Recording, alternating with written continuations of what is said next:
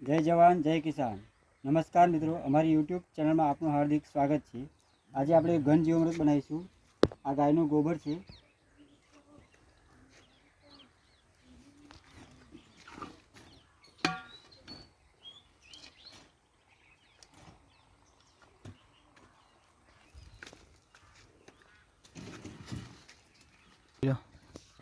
આપણે ચાયનો બનાવ્યો છે, નાનો છે।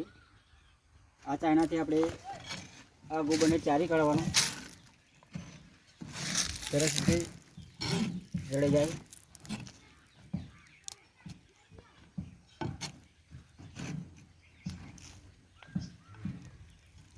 આવો પથ્થર બહાર કાઢી નાખવાના, નીકળી જાય।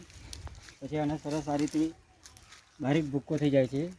આમાં જીવામૃતનો છંટકાવ કરીએ તો સારી રીતે લાગે છે કણે કણમાં, અને કણે કણમાં બેક્ટેરિયા ઉત્પન્ન થાય છે। એ ડીએપી યુરિયાની જગ્યાએ આપણે આ ઘઉંમાં આનો છંટકાવ કરીશું। જીવામૃત પંપમાં પૂરેપૂરું ભરી દેવાનું ગરણીથી ગાળીને, પછી આની ઉપર છંટકાવ કરવાનો।